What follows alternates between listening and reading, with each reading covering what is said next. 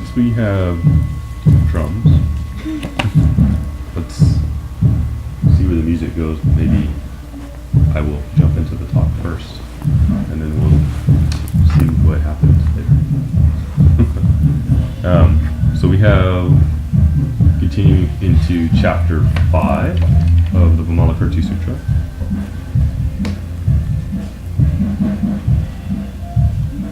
And last time we did a little bit of practice regarding how do we actually practice some of the stuff we've been talking about.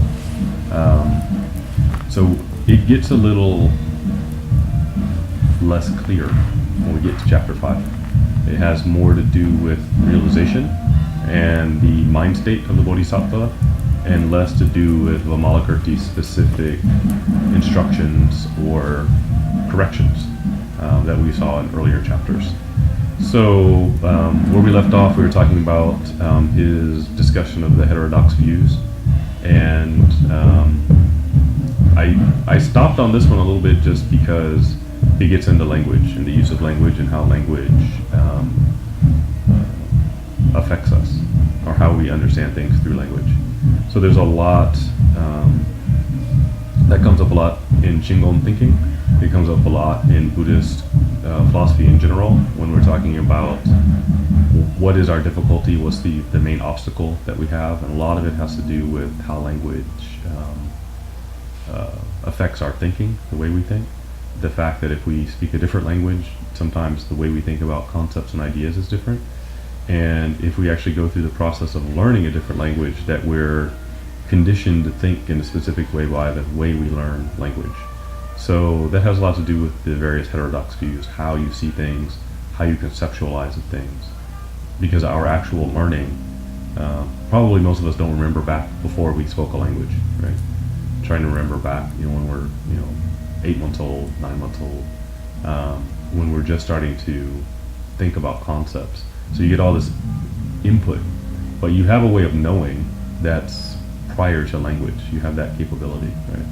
So next time you see a little baby, just think, okay, you're playing with it, and they smile, or somebody says, well, no, it's just gas. So they're receiving, they have knowledge, right? They know what's pleasurable and what isn't, but they haven't associated the word pleasurable or uncomfortable or change my diaper with it. So the ideas and the knowledge precede language. But once we get language, all bets are off, right? We just, that's what little kids start. What is this? What is that? How does this work? How does that work? It becomes obtaining more and more knowledge through language. So by the time we get to whatever ages we are now with our gray hairs, and we start to think about these ideas, we're reading it in language, we're conceptualizing it in our minds in language. We're not just thinking of it in terms of a photograph in our head. So sometimes then we get stuck a little bit on language. So the concept here, the 62 heterodox views, are actual philosophical viewpoints and ideas, but we can also think of it just as maybe a little bit easier to think of it just what language does to us, or how it undermines us in our spiritual practice, right? So I know I've taken probably one sentence, and it's been 3 classes now, 3 evenings to talk about, but it reminded me of a quote from the Tao Te Ching when we talked about this section. So I'm going to try to weave that together, and hopefully it'll bring a little bit more insight. So this whole concept of heterodox views and language are actually pretty united, and Vimalakirti's response to Manjushri here is that the understanding or awakening, the Bodhisattva's insight, is found within the 62 heterodox views. So take all of the books, philosophical books that aren't Buddhism, and if you study those, within that is actually your realization of what the Buddhist teaching is. And that seems very cryptic, right? I can't imagine picking up another, even philosophical text, let alone religious text, and seeing someone say, go study the other guys, and once you study them, you'll understand our message. So that's somewhat for me anyway, sort of captivating as an idea. So first off, think about how you learn language. So anybody learn a second language?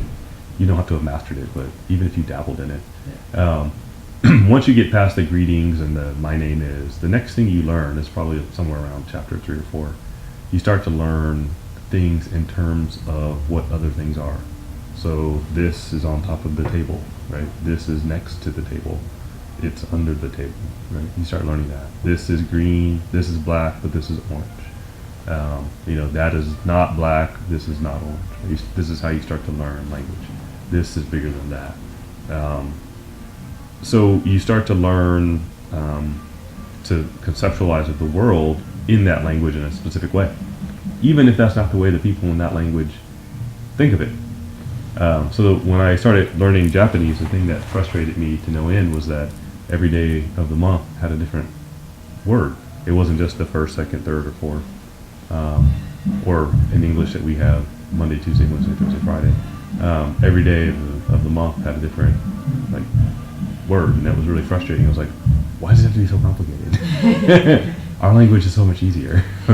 Later I understood, especially the days of the week and the month, all of the various philosophical implications of those words, and actually there's a tremendous amount of additional knowledge and understanding that's built in.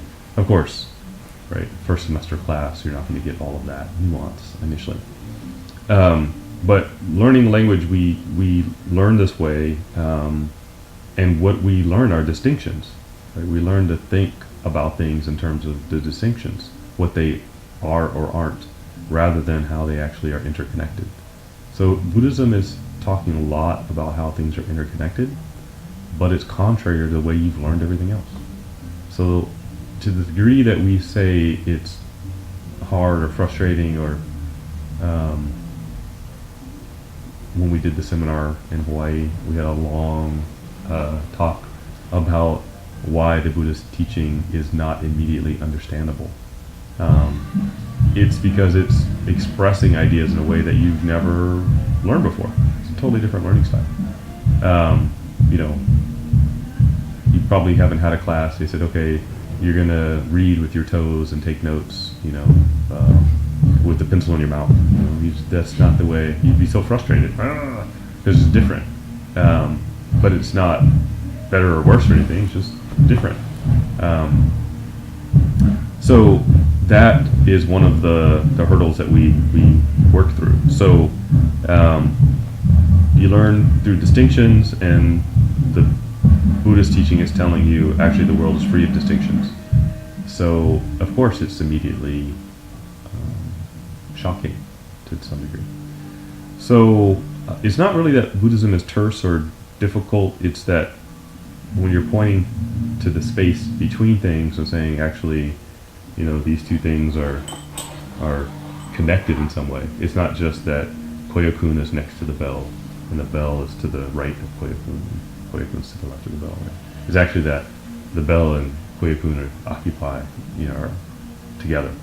That's just not the way we think of things most of the time. If you go to the store, that's not how you point out, those 5 vases there together on the shelf. Usually, no, I want to see the blue one that's to the end. You were very specific. So here comes Buddhism with this annoying tendency to talk up to us in different ways. So right away, it's just different. But I think in retrospect now, if I had thought about the Buddhist teaching in this way many, many decades ago when I first started reading about it, it would have been easier. But I didn't have that idea in mind. I just, for some reason, kept reading it despite the frustrations. So before you achieve the siddhi of knowing the thoughts of others, if you already have achieved that siddhi, then you know what I'm about to say. But if you haven't yet, this is the only way you can talk to people. You have to make distinctions. Where's Tom? Which one of those guys is Tom? Well, he's the taller guy, but no, the more muscular guy. No, you make this distinction. He's a really smart guy over there. So how do you point things out? You can't say, he is the wisest amongst the wise in the group. That doesn't help me. Which guy is the guy? So that's it's natural, but we then have to ask: are distinctions inherent in nature? Right. So this is why I started thinking of the Tao Te Ching. Right. So now I'm going to use Taoism to explain Buddhism. In nature, there's no distinctions. The waterfall doesn't distinguish the mountain from itself. It's just the two are dependent on each other, actually. Right? Without the mountain, there's no waterfall. And it's a completely neutral thing. We come and we impose our distinctions on it. So then we begin to see it this way. Right? We all go to Multnomah Falls. We don't go to whatever the heck that part of the mountain is called. Right? We label it specifically, and we go into it with a certain idea in mind because of that label. And we stop seeing certain things. We only see what we've been told is there to see. So that's, I think, a lot of what we struggle with when we study the Buddhist teaching, and even what we struggle with when we meditate. We have thought after thought after thought come up, and we're trying to play whack-a-mole to stop the thoughts, when actually we're supposed to just observe this flow of thought, right? Without making distinctions, without picking it out. Right? Just watch. I remember as a kid, they took us on a field trip to the water treatment facility, and besides it not smelling so nice, the neatest part, in my opinion, was they had a section of clear pipe. They could actually watch all the water going through. So they periodically in the place they had these sections of clear pipe, and they could watch either the waste coming in or the clear water going out, or for some reason, for diagnostic purposes, they need to just watch this going. So the guy said, yeah, part of my job is I spend a certain amount of time watching the flow, and we also measure it, but just seeing. And he said, every once in a while, like a Rolex goes by or something, somebody dropped it, cash, you see that, and then of course a lot of other stuff. But what jumps out in his mind is like, ooh, that's better than all the other stuff that's normally going by in that pipe. So we don't see it as this organic whole. Of course, there's a lot of things that go down the sewer, but what catches our mind? Same thing in meditation, right? So you watching this flow of thought, and then something comes up, song, whatever, right? So you're just trying to go back to this observation. So being a good observer. We should do a study, like maybe guys that do like military reconnaissance are better meditators, because they just have to watch and catalog everything. They're not looking for one thing in particular. So Manjushri asks, where should the emptiness be sought? And Vimalakirti answers, it should be sought within the 62 heterodox views. So again, very puzzling statement. Where do you find emptiness, right, in the midst of all the stuff that's not emptiness? So it reminded me, the Tao Te Ching, the opening line of the Tao Te Ching. Dao ke dao, fei chang dao, ming ke ming, fei chang ming. So the way that can be followed is not the eternal way. The name that can be named is not the eternal name. So as soon as you name it or label it, you lost it. Right? As soon as you try to grasp it and hold on to it, it's not the way. It's not the Tao. It's not flowing anymore. So from our Western perspective, sometimes difficult to understand. And so maybe Taoism most famously is practiced or embodied in something like martial arts or Tai Chi, where you actually move, and some point you feel it. You're like, oh, I got it. I feel it. I'm in it. I'm moving with it. Now I have some experiential understanding of this concept. So here we come to Buddhist practice, and then somewhere in the midst of your sitting or your recitation of the Heart Sutra, you come to this realization. You see this observation without picking out all the little things or being so caught up in all the stuff flowing by in the pipe. You just watch it go. Of course, all of us were asked the guy, like, did you find a Rolex? Did you pick one out? And he's like, I don't want to go pick out. Once it's gone, it's gone. So then what is Buddhism? It's, it's a series of practices. It's a series of advice and fine-tuning. It's a mechanics manual. It's a diagnostic manual. But it's laid out in terms of, in dialogues. So it always then begs the question, like, where do you start? What's the first book? Okay. How do we begin the journey? And in many ways, why are we 7-8 months now into the Vimalakirti Sutra? Is that there's actually, in a relatively approachable way, a lot of the Buddha's teaching in this one, slender volume. It's not terribly long. And you'll see a lot of hints at other texts, where I think a lot of other Buddhist texts tend to be more subject matter specific. You'll see a lot of everything in here. So for that reason, it's pretty good. So we're going to use 2 books tonight, with that text and then The Idiot's Guide. As I mentioned before, it's just a title. Don't get it wrong.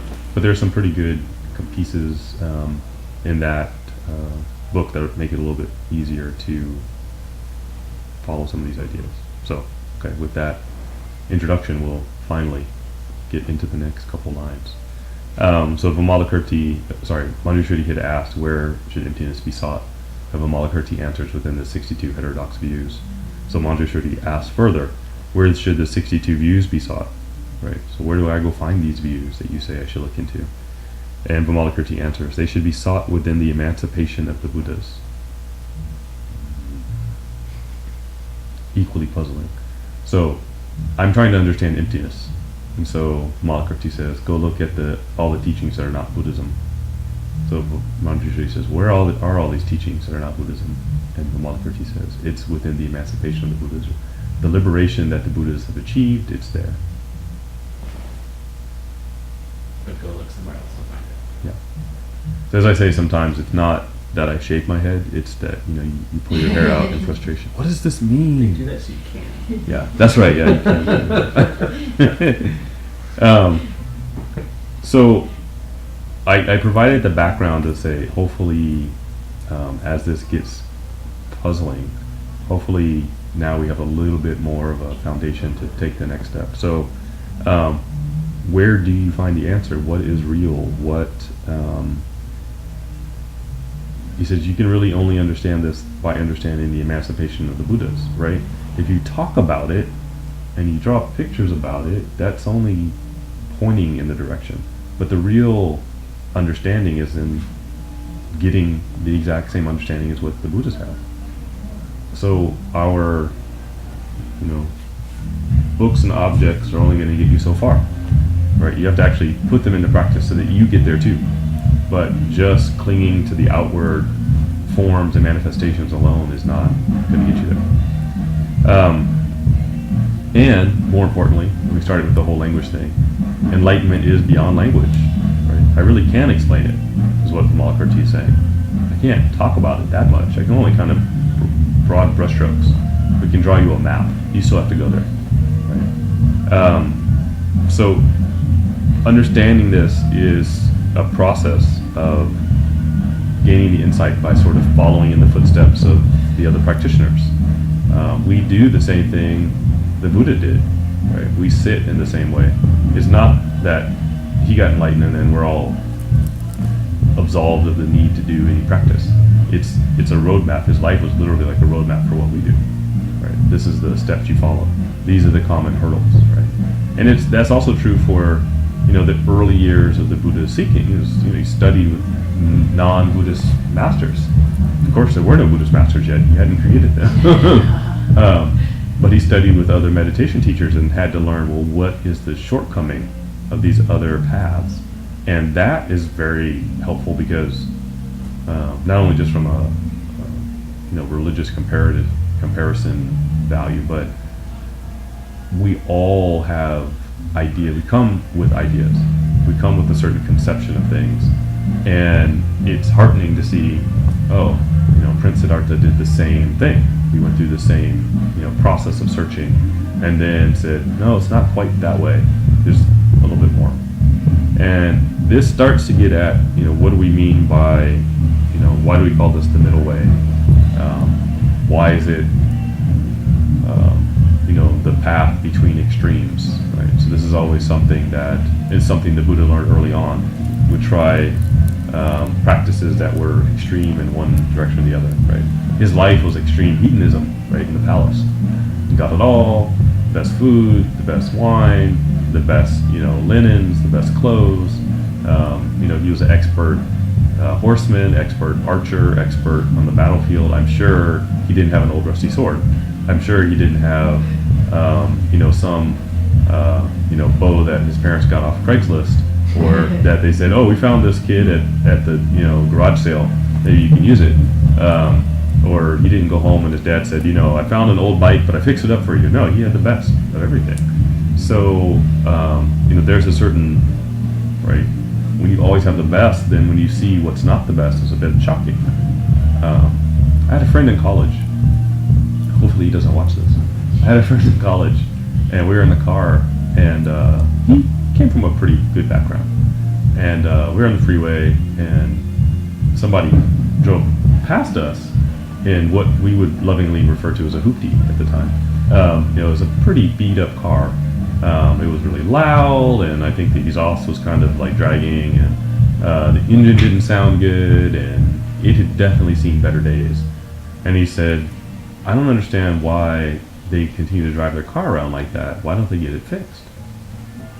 And I said, probably because they need to drive the car to get to work to save the money to get it fixed, and it may be a difficult process to actually save that much to do the repairs, but in the meantime you still need to get to the grocery store and get to work. And that thought had never occurred to him. So I think, probably when we think about the shock the Buddha had in going out of the palace and seeing someone who's old, seeing someone who's sick, seeing a dead body, these are like really shocks. They're like, not just like, oh my gosh, that's horrible, but like that thought has never occurred to me because of where you're coming from your personal experience. So this heterodox view, looking at them, is I think also helping us to realize we have misconceptions. We may not have a complete understanding of everything we're reading here. That's okay, because right there in the midst of that is where we should do our seeking. That's where we do our practice. It's not that, well, I'll meditate once I gain this great knowledge of the Buddha's teaching, or that maybe it'll click once I gain a better or deeper understanding, and I've met somebody who knows more than me or studied more, I have to be like them. No, right here, right now, where you are with your misconceptions and all of your flaws and whatever you think of yourself, that's where you're going to find it. So actually, I think it's really good advice, right? Where do you start? Where do you find emptiness? Right here, right now. Yeah, right now. It'll probably sound strange, but a lot of when I have my like aha moments, haven't always been in the temple. Sometimes it's you're walking down the street, or you're in a really weird situation or scenario, or then you're like, oh, now I see the connection. Not in the midst of the service, everything's beautiful and the incense is lovely. I think the realizations come because of that practice, but they don't necessarily come, or the guarantee isn't that they're going to come in the midst of that practice. So in that respect, I think these 62 heterodox views, that idea is actually very helpful. It's good advice. So that's my way of not going into all 62 in a classroom type environment of what are they, how do they function. Do you know if they're listed in the commentary? They are not. They are in the Shurangama Sutra. Oh, okay.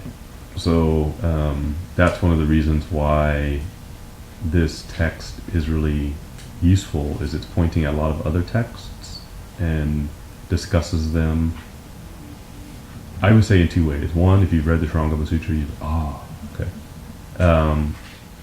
secondarily, if you haven't read the Shrangama and you're not sure, you can still get something out of this without having to go read and study in depth the 62 skandha demon states that are discussed in the Shrangama Sutra. Because I think it comes later. The Shrangama can be. I think I was a little shocked when I first read it.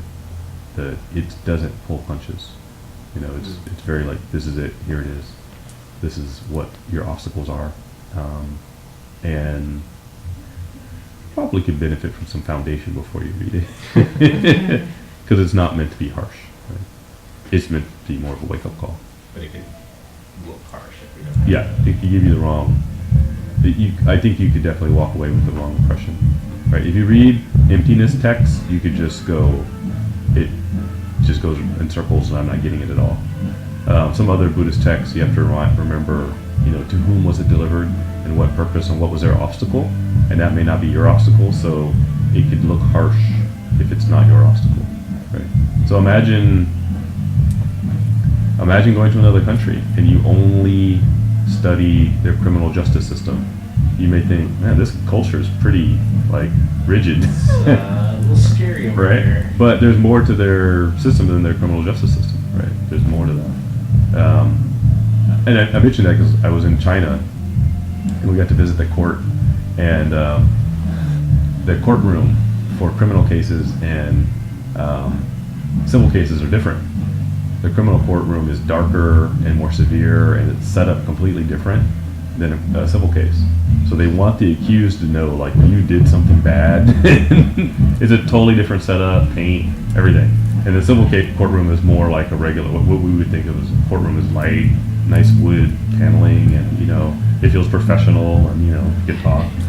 But I thought, like, just walking in here feels ominous.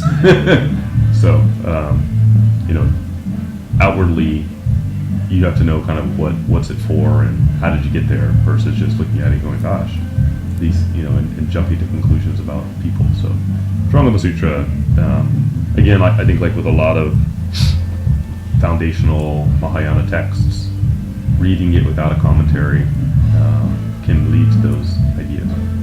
So, Thank you. let's see. Oh, so there's another component to this, right? So it should be sought within the mental process of all sentient beings. Where should the 62 views be sought? They should be sought within the emancipation of the Buddhas. So how do you get that same insight? Of course, that's going to be the next question. So Manjushri now asks, oh yeah, so I should seek emptiness in the emancipation of the Buddhas. Where should the emancipation of the Buddhas be sought? Right? Is it at the taco joint down the town, or is it? Wait, where do I get that? So Vimalakirti answers, it should be sought within the mental processes of all sentient beings. This I find very fascinating. So earlier Vimalakirti answers that his illness arose out of great compassion for sentient beings. So I know that was now 4 or 5 weeks ago, but if you remember back, 4 or 5 weeks ago, but only maybe 8 sentences ago. So it's hearkening back to the idea of the Bodhisattva vow, that where is the energy coming from? Where is the impetus for this practice coming from? It's coming out of compassion, and it's coming out of compassion for sentient beings. So where's the emancipation of the Buddhas? It's within the mental process of sentient beings, right? The fact that they're trying to save people, and that's the goal, the Bodhisattva vow, they're not literally reaching out hands and pulling them out of the ocean, saving. They have to really understand the minds of people so that they can adequately teach. And you saw that earlier with all of Vimalakirti's interactions with people, right? Watching their practice, really understanding them, and saying, if you look at it just slightly different, or saying, now do you see? Oh, right, they're opened up. So they've already come a long way. Like handy dandy they've already come a long way. So a lot of times it's just they're very minor adjustments. You know, just tiny little adjustments that are going on. So I think you can look at this in a few different ways. If you set your mind on the ultimate liberation, so if you take the Bodhisattva vow and you say, this is really what I want to do, this is how I want to study, it's taking interest in studying the mental processes of others, right? You have to become almost like a psychologist for people, right? What are their motivations? Where are they going wrong? How do they understand and see the world? And it's also in continuing support of your bodhisattva vow.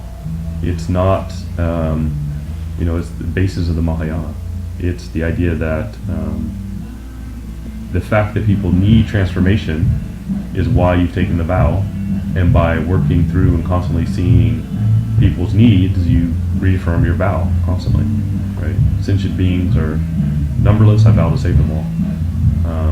So you really work with that vow. So you're trying to see that all the time. So the bodhisattva is not turning away, going, "Oh, that guy's thought process is just too dark," or "That's a hopeless case," or you really sit down and like, all right, that's a tough nut to crack. But how am I gonna? The modern day of Vimalakirti is probably like Navy SEAL. He's hiding in the bushes. He's got like the twigs in his hat. And he's watching people. And he's making notes, and then finally, he jumps out and he goes, "Do it this way." And they're like, "Oh, I woke up," right? But it's very much like a study of human behavior. And the bodhisattvas know this, right? The conversation between these two bodhisattvas is so that we understand. Vimalakirti knows this. Manjushri knows this, right? They're having this conversation for the benefit of the 70 million people that came with them and somehow fit in this one room. Right? So, again, further evidence of Vimalakirti's compassion, that he has a room suddenly big enough that everyone can fit. That they have this dialogue, they've manifested this situation so that people actually can learn this, right? So, very interesting. So now, instead of Vimalakirti being asked a question, he preempts Manjushri. He says, "Also, regarding your question about why there are no servants, all the hosts of Manjushri had said, 'Why is the room empty? Where's the furniture? Where are your servants? Like, if you're sick, how come no one's here to help you?' So he says, also regarding your question about why there are no servants, all the host of Maras, demons, and followers of the heterodox paths are all my servants. Why? The host of Maras take pleasure in samsara, and the bodhisattvas do not forsake samsara. Those of the heterodox paths take pleasure in the views, and the bodhisattvas are unmoved by the views." So here's another good example, right? Vimalakirti says his illness is a manifestation of the illness of all sentient beings. He says, where do you find true enlightenment and emancipation? You find it in the mind of sentient beings, the same sentient beings who are mired in their illness. And he says, I don't need servants, because the true servants are all the people out there that are suffering. My true servants are in fact the demons trying to distract me from the path, because they're constantly reminding me of my need to have this bodhisattva vow and do this path. And without them, I couldn't be a bodhisattva. Right? So he's setting up a relationship. Right? What is the connection between the bodhisattva and people? It's the shared illness. Right? It's very contagious once you become a bodhisattva. You get all these illnesses from people. But you're willingly and gleefully doing it because it's fuel for your practice, and at the same time, you're practicing this compassion. So, in many ways, I think it's a really, a lot of spiritual practice is done in silence and solo, and you think it doesn't matter, and it's easy to think, should I still do this, or what's the point? And here you have Vimalakirti's words saying, once you take this bodhisattva vow, you have a connection with all other sentient beings, including the really pesky ones, like the Maras, that are actively trying to undermine you.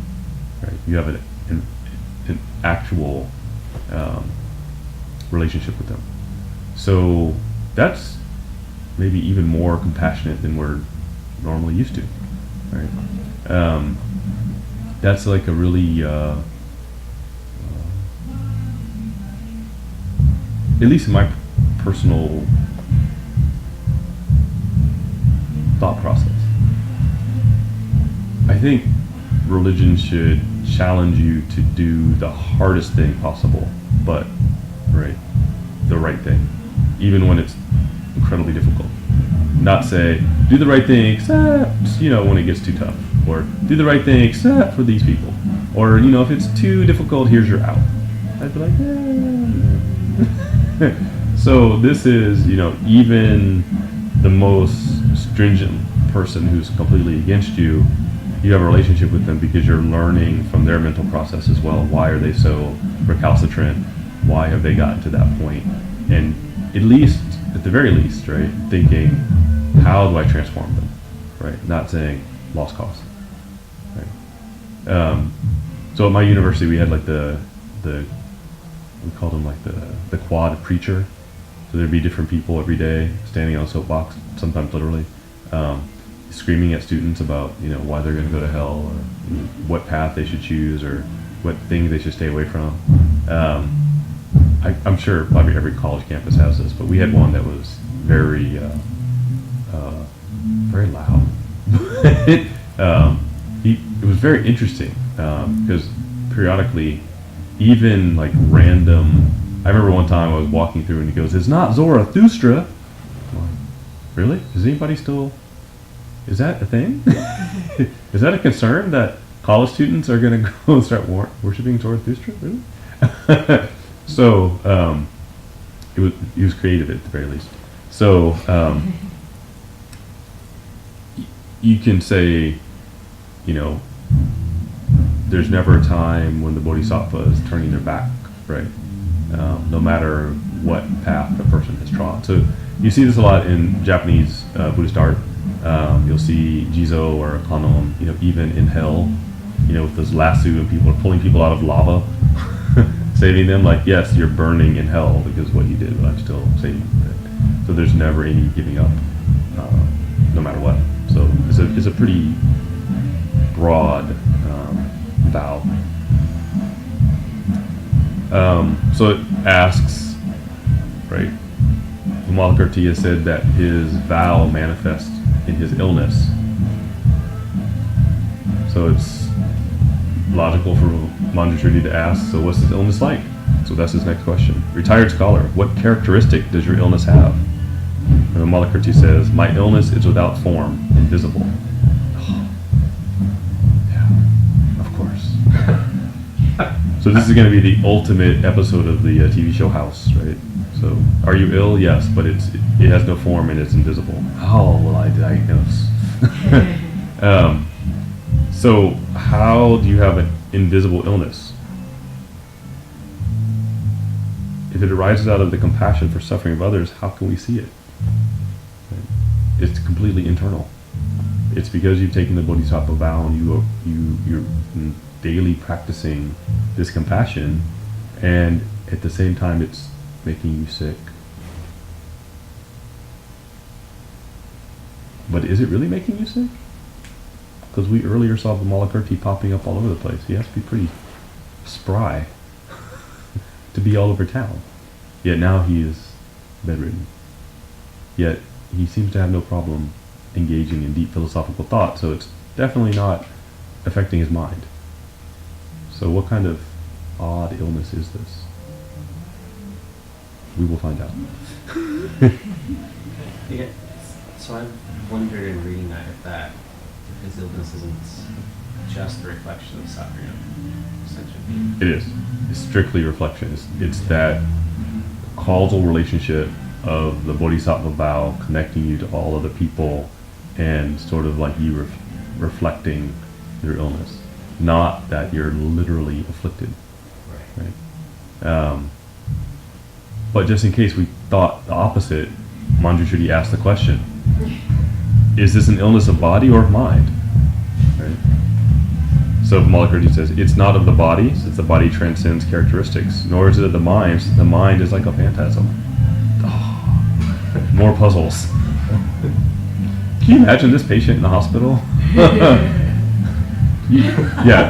Eventually you'd get like some nurse that was just, I'm just here to take your blood pressure, I don't care, take the pills. What's your pain on a scale from 1 to 10? Yeah. There's no pain. There's no Pain pain. of all sorts Yeah. of pains. There's no scale, that can measure We just play, oh! We'll put that down as a 10. Yeah. I think we're going to need a psych consult. This would be our patient here. The insurance is not paying for this. Yeah, this is never covered. So it doesn't arise from Vimalakirti or anyone's actual physical body or mind, since it stems from the illness or the virtues of attachment and ignorance. Right? It is sentient beings' attachment and ignorance that gives rise to illness. So if sentient beings suddenly were freed of attachment and ignorance, he would miraculously be cured. But the question that Manjushri is pointing out is, it's actually pointing out our attachment, right? Because he is giving voice to the people that are in the room, right? They're wondering, right? So for their benefit, it's almost like he's reading their mind, and everyone's like, well, what's made him sick, right? The Buddha sent us here to check on him. Something must have made him sick. So he asked the question. So he's maybe preempting the thought process of the people present. So it's kind of interesting. And Vimalakirti's answers, I think, point out the ignorance, right? Just like we started in the beginning. It's not here or there. Right? You're looking in the wrong place. Where should you be looking? In between. It's the middle way. Somewhere in between the extremes in your mind. It must be body or mind. It can only be one of these two things.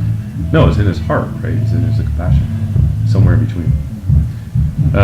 So Manjushri asks further, of the four elements of earth, water, fire, and air, to which element does this illness belong? Right. So this is, we are in India, not China, so we're looking at four elements of Vedic medicine, not 5 elements of Chinese medicine, just to clarify any head scratching. Vimalakirti answered, the illness is not of the earth element, but neither does it transcend the earth element. The water, fire, and wind elements are likewise.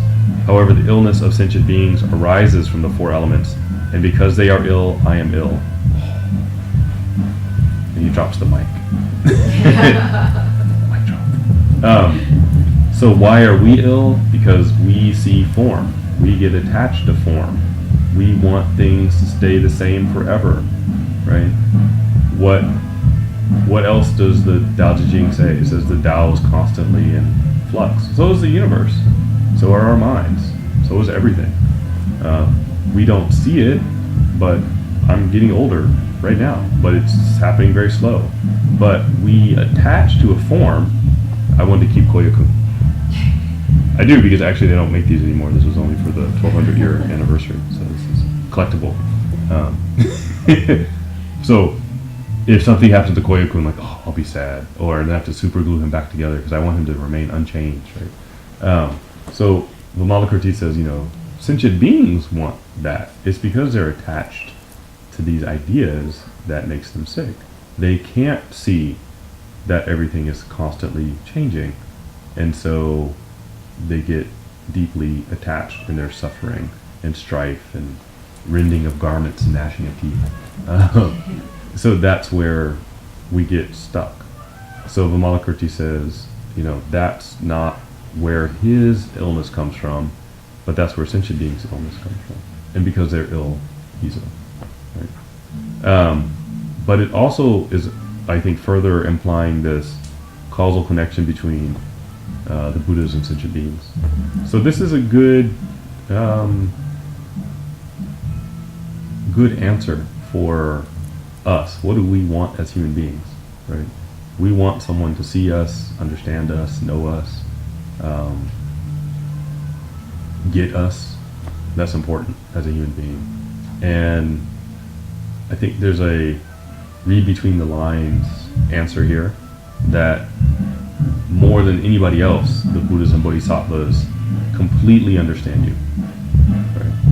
And as a human being, that, like, oh, I feel better now that actually someone does understand me, right? That this matters. That there is someone that understands my struggle. Because that's what is the most human thing in the world, is connection. So here is actually how the Buddhas and Bodhisattvas are connected to all of us. So that's like a really, when I first read that, it was like, oh, the page is glowing. Like that's such an important concept. But I think it's also a helpful analogy. The Bodhisattva vow isn't like patting yourself on the back, like, I'm so compassionate, right? It's actually more intense, right? It's not a Hallmark movie. It's a thriller. This is the CDC scientist that's studying the pathogen that says the best way to study the pathogen is to expose myself to it. And now I'll explain it from it's like this and it's like that and it's like that, right? And then you go up to the patients and say, I have it as well. I'm searching for a cause. I'm in it with you, right? And they're like, oh, yeah, this guy's legit. You know, he doesn't come in the bunny suit like, oh, it's an outbreak, you know. How are you doing? Like, no, he's just there. And I've got the source too, you know. Right? I'm really feeling it. So that is really important. It's also important because our needs change, right? So why does he focus on this? You know, it's not the elements of the body. It's very common that we think our self-identity is our body, right? And more, I think that's the case. We have a lot of focus on the body, and I don't mean just like our health. Take care of your health, right? This is just intense focus on what the body looks like. And 10 years ago, maybe just starting 10 years ago, we had this concept of the selfie. And now that's like a whole new psychosis that people just... right? And then getting so caught up into social media's response to your selfie. And so more and more, the self-identity becomes the form, more than ever before. Right? So before, you know, the intense focus on the form was you get the magazine, you look at the model, you try to emulate the look of the model, and you go out. But now, suddenly, it's not just the people in your peer group or in the nightclub or on the street or wherever. It's millions of people around the world. Look at me. And now you see so many people getting, you know, rich and famous for just look at me. And then you think, well, I'm not. So now that we've got, you know, all the bodhisattvas had to like, oh, we got to retool. So they're at the seminar, you know, studying like, what's social media? How does it work? Snapchat. So, right. So now all these new people who that's their issue. But it's the same problem as 700 years ago. This idea that the self-identity is the form. Right? So this is a timeless teaching. We just have to maybe update some of the language. Right? So same thing. So Manjushri goes on to ask, at that time he asked Vimalakirti, how should bodhisattvas comfort bodhisattvas who are ill? How should bodhisattvas comfort bodhisattvas who are ill? Asking, Vimalakirti, what should I say to make you feel better? Because we have a dialogue between two bodhisattvas. And Vimalakirti said, explain that the body is impermanent, but do not teach that one should have an aversion for one's body. This is very important. So you don't have an aversion to your body. You just